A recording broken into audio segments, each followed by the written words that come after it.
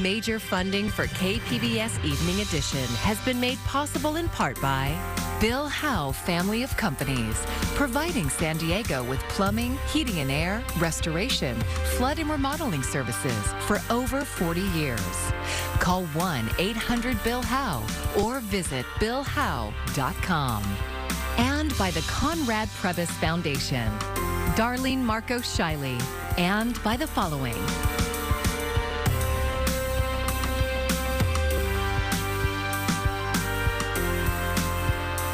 By viewers like you. Thank you. An investigation is underway after a crash at Naval Base Point Loma. Thanks for joining us. I'm Matt Hoffman in for Maya Trabulsi. 5 sailors were hurt early Friday when their boat struck the Zuniga Point jetty just before 2 a.m. A Navy Special Warfare spokesperson says that during routine training, the sailors were attempting to enter San Diego Bay in a small, rigid hull inflatable boat when they hit that jetty. The Navy did not say whether the sailors involved were SEALs, but special operations sailors are known to use these kinds of boats and frequently train around the bay. The sailors were taken to area hospitals with non-life-threatening injuries, and they're in stable condition. Southwestern College graduation season lasted a little bit longer this year. The main ceremonies were held in May, but last night in Tijuana, graduates and their Mexican families celebrated for the first time across the border. KPBS education reporter MG Perez was there. There is an excitement and maybe some nervousness that is universal on graduation day. You can see it in the faces of the students who studied and sacrificed to get here.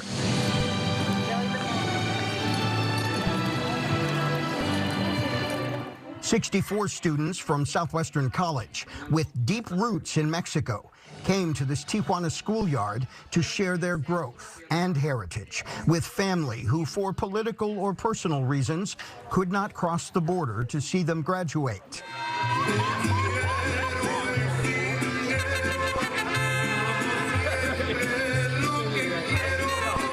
Pedro Ernesto Araujo is one of them. I was born here in Tijuana, and then I moved to the United States. Pedro can certainly sing, but he's graduated with a certificate in crime scene investigation that he will use to become a police detective someday. I'm really happy this is happening right here, because that means for a lot of people as well that their families cannot cross, and that will help them a lot.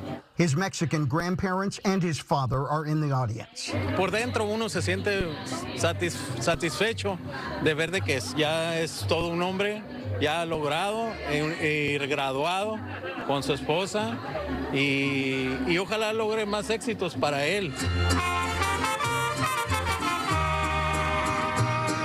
Mexico and the United States are represented here.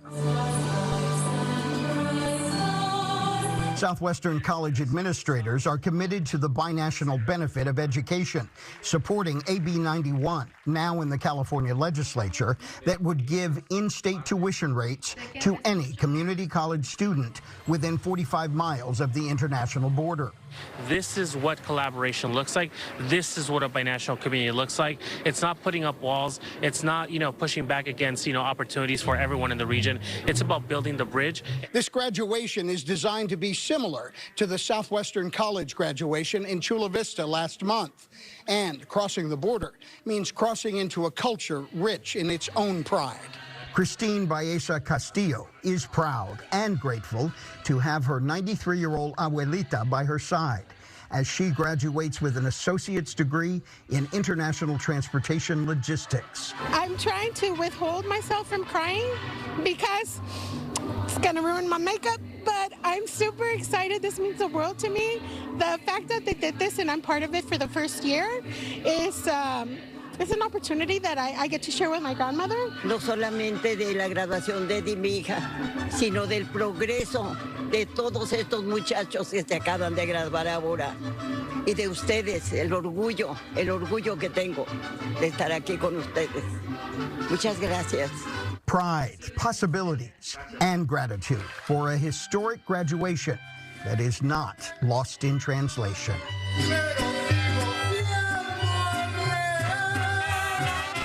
In Tijuana, MG Perez, KPBS News. Just ahead of the Juneteenth holiday on Monday, KPBS reporter Melissa May takes us to Hillcrest. It's where the city of San Diego and San Diego Unified started the celebration early. For the first time ever, Juneteenth is being recognized by the city of San Diego as a paid holiday for city employees. We are acknowledging it to its full capacity and that we're celebrating our workers and that we're celebrating everybody who deserves to have this day off and celebrate what it means to be a person, an American, really, actually, and celebrating our freedom. This was also the third year the Juneteenth flag was raised at the San Diego Unified School District Education Center. But this year's celebration was completely student-led. I was feeling inspired and so grateful to have this opportunity and have these amazing people around me and be able to celebrate our history. That's La Jolla High School 2023 graduate Caroline Kamen. She led the Juneteenth flag-raising ceremony. Juneteenth means freedom, but also another opportunity to celebrate our history and another acknowledgement that we get to give ourselves in ways that we can inspire ourselves and push forward and create change. San Diego Unified Superintendent Dr. Lamont Jackson describes why the school district raises the Juneteenth flag. And the message today is, you are powerful. You matter. We see you. We hear you. And this is just a symbol. So it doesn't change what we are about. It just illuminates what we are about. And what the Juneteenth flag means to him. I have a community that never gave up on me, that saw me worth something, even when I didn't see it myself.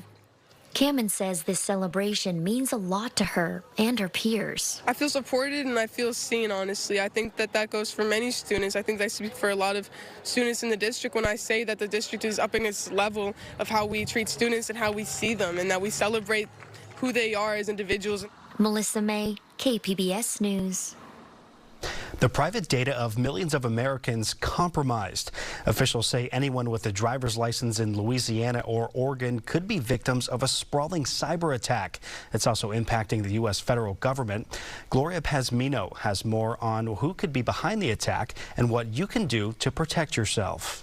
A global cyber attack, likely exposing the private data of millions of Americans and hitting U.S. agencies, including the Department of Energy. This is an ongoing investigation impacting not just Louisiana, but major businesses, governmental entities, and organizations around the world. Federal officials are blaming a Russian-speaking gang of hackers who call themselves CLOP.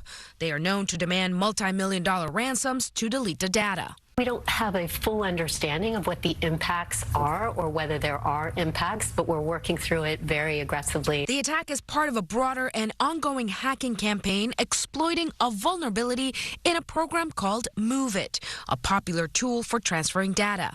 The company behind the software says they are working to fix vulnerabilities in their code. Most of the time, the security people in organizations are very technical people, incredibly smart people.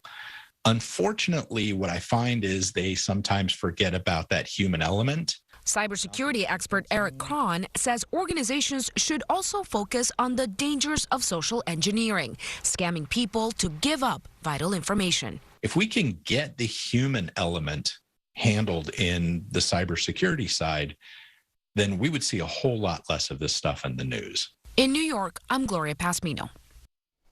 This week's status check on inflation shows a much improved situation compared to this time last year. SDSU's Miro Kopuk tells us where things stand in the Friday Business Report.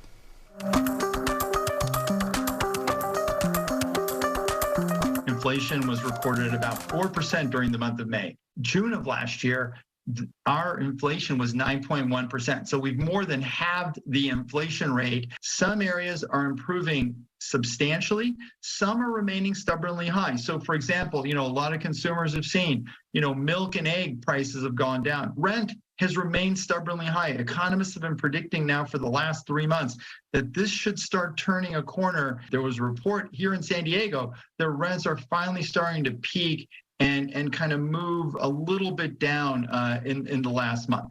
The other thing that is an important thing to note, and a lot of people don't look at this, but the producer price index, which was announced the following day, was up only 1.1% versus a year ago. That is below the inflation target set by the Fed. This is what producers are paying for their inputs to manufacture goods or to sell services. Maybe by the end of the year, we might be somewhere around 3.5% or lower, much closer to the Fed's target. Sundays at South Mission Beach used to be a weekly gathering place for Black San Diegans. KPBS reporter Katie Hyson looked into how policing took that away. Yvonne Spinks chased the California dream from the Midwest to San Diego in the 80s. You know, being a transplant here, my first thing was, where's the community? In the early 90s, she found a special spot. And coming to beach on Sunday, that's where you found it.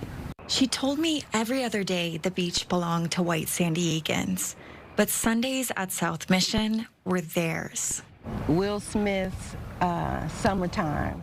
You know, the part about 2 miles an hour so everybody sees you, and also Fresh from the barbershop, Fly from the beauty salon. And that's how it was. You know, everybody would be out. You'd have a nice, crisp summer outfit on, and this was our tender. The South End was far from the food and entertainment spots, but they chose it for the free fun. They could barbecue and play basketball. Spinks's nephew, Antoine Bennett, discovered the gathering at 13. It was just mind-blowing to see just the sea of people that look like me, enjoying themselves, dressed to the nines, you know, just really having a great time. The music that I hear in my household and in my neighborhood playing.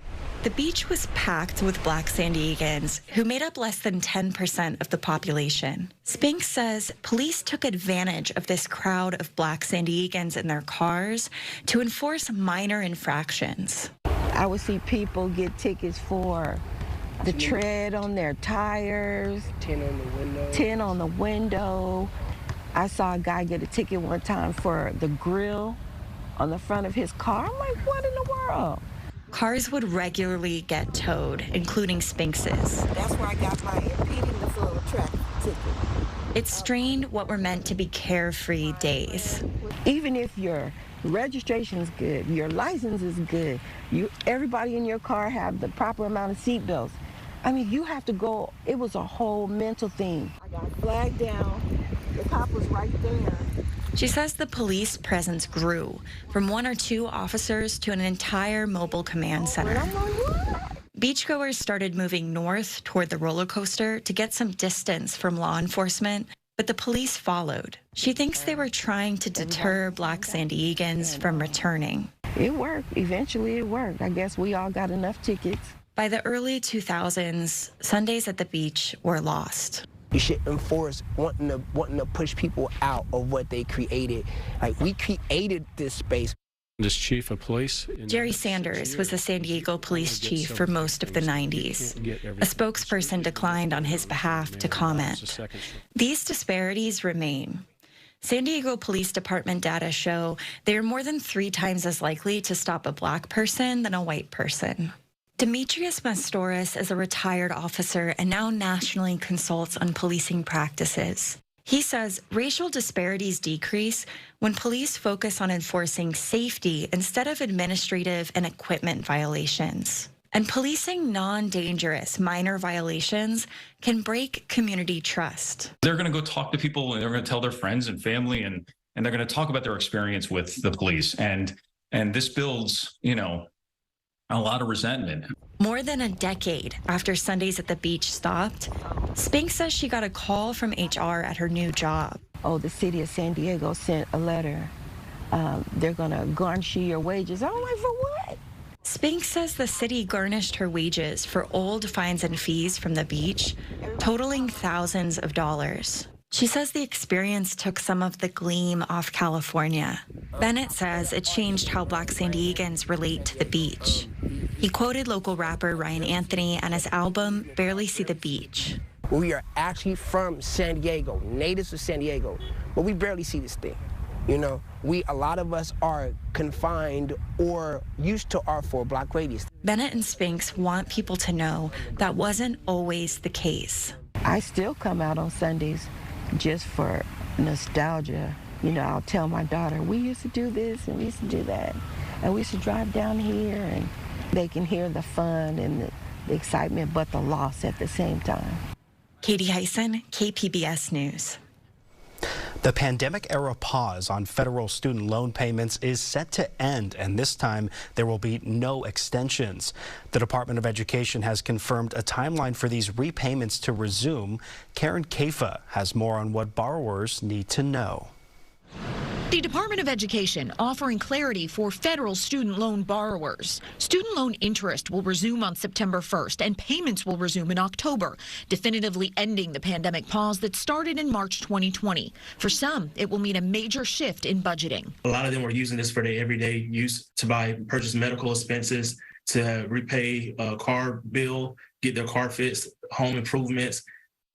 Is a lot of things that have happened in this 3 years. Jalen Herbin of the Center for Responsible Lending says borrowers should use the summer months to get their finances in order. It is enough time for you to reach out to a servicer and ask the questions that you need to ask. How will this impact me? What are the changes that will take place from what previously took place? Or I am a new graduate.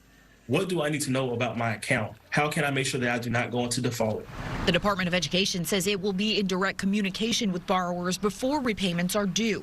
Borrowers are also waiting to see if the Biden administration's student loan forgiveness program can legally move forward. 2 lawsuits accusing the Biden White House of overreach reached the Supreme Court. Their ruling is imminent. The Biden administration estimates more than 40 million low and middle income federal student loan borrowers would qualify for some debt cancellation. In Washington, I'm Karen Kafa. Hundreds of thousands of people began their day without power after deadly storms that spawned tornadoes and devastation across central and the southern U.S. Now more than 50 million people face the threat of more severe storms. Chris Wynn reports. In the Texas Panhandle, huge tornado on the ground. Oh my God. Tornado just went through town. Death and devastation in a flash. It came out of nowhere. There was no sirens. Officials say at least 3 people were killed and dozens were hospitalized Thursday after a tornado with greater than hurricane force winds ripped through the town of Perryton. There was a time where I thought that I was going to die and I was going to leave a lot of things undone. Good people lost their lives. The local fire chief saying as many as 200 homes, including a mobile home park, were destroyed, with the impacted area stretching up to 1.5 miles in length. If you'd have told me 5 minutes before if this was going to produce a tornado, I would have said no. Wow! The National Weather Service says 2 tornadoes were reported Thursday in Texas, 4 in Oklahoma, and 1 in Michigan. More severe storms are expected Friday, with over 50 million people under threat, according to the Storm Prediction Center. In Perryton, those who survived the tornado are counting their blessings. I think that there's a sense of fear, just of the unknown. I don't think anybody really has any idea what's going to happen next. The shock is still sitting in. As the community tries to heal and move forward. Chris Wynn, KPBS News. El Nino arrived early this year, and we're learning more about what that could mean for our region. El Nino is a climate pattern that describes the unusual warming of surface waters in the eastern Pacific Ocean, releasing heat into the atmosphere. Generally, the Pacific is cooler in the east than it is in the west. The U.S. National Oceanic and Atmospheric Administration says this year's El Nino could result in a wetter winter for Southern California. The University of San Diego Environmental and Ocean Sciences professor Ji-Young Yen explains that could have more long-term ramifications for our region. More a higher potential for flooding, mudslides. So in the following years, when the climate becomes drier, especially if we go into a La Nina event followed by a drought, then this increased vegetation cover could be the cause of a bigger and a stronger, more intense fires. Meteorologists expect this El Nino, coupled with excess warming from climate change, could push this year or next to be the warmest yet on record.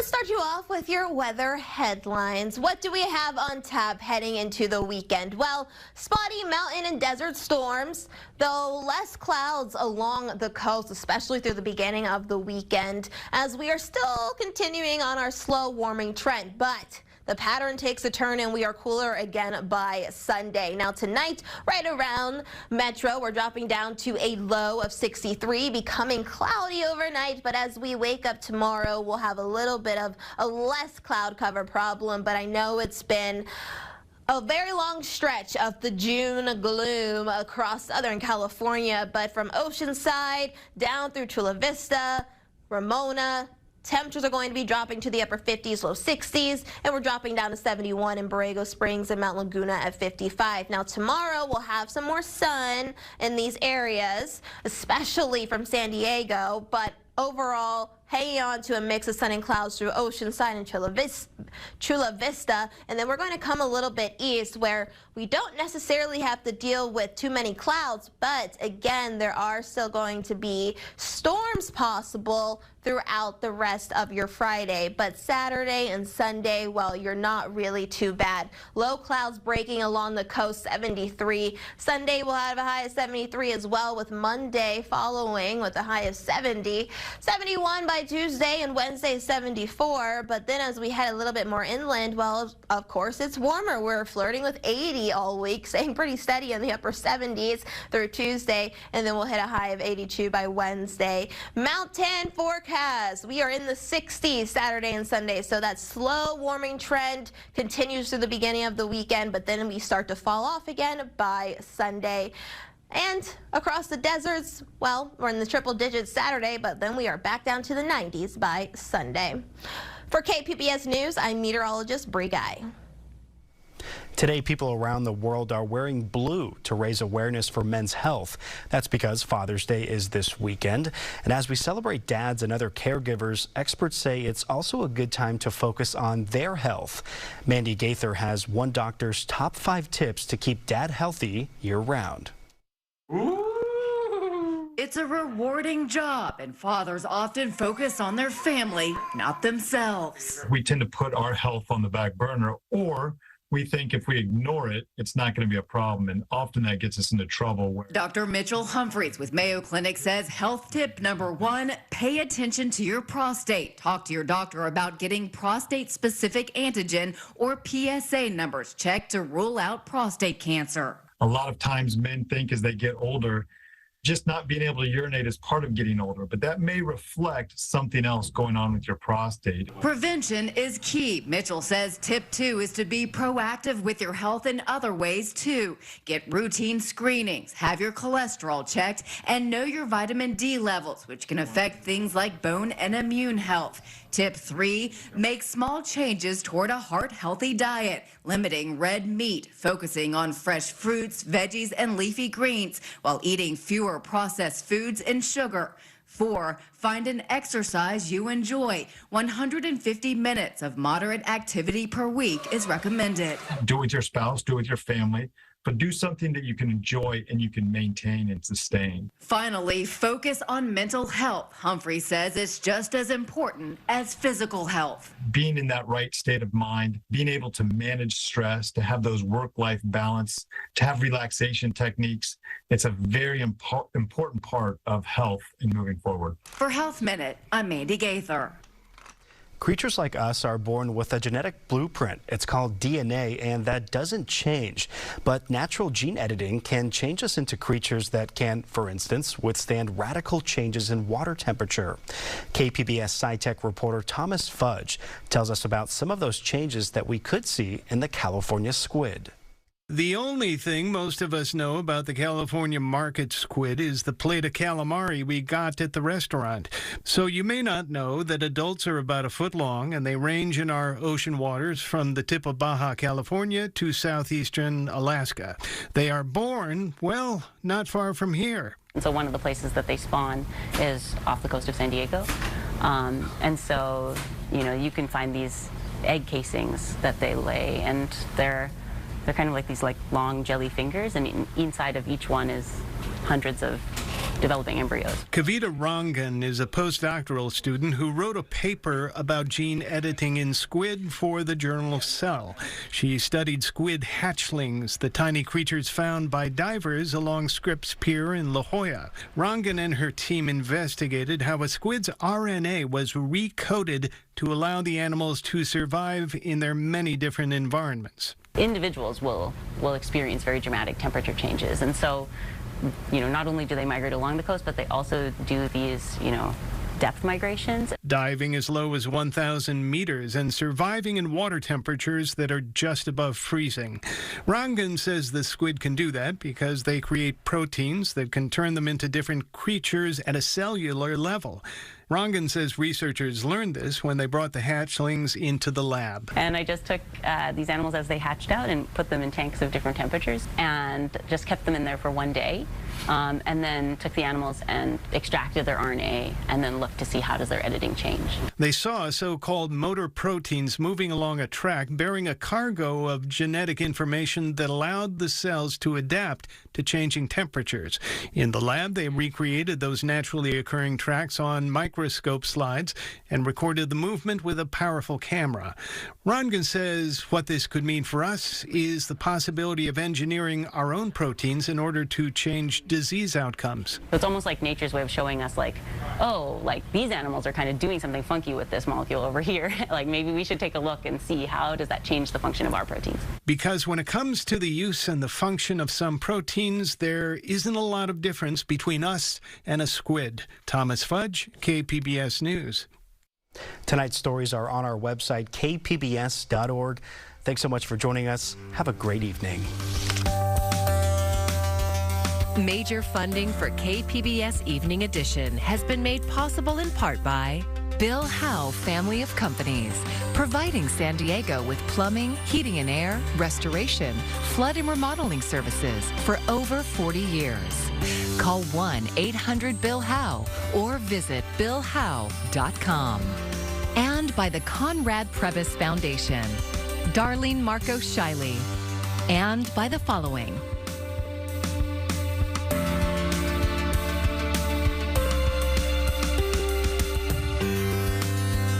by viewers like you.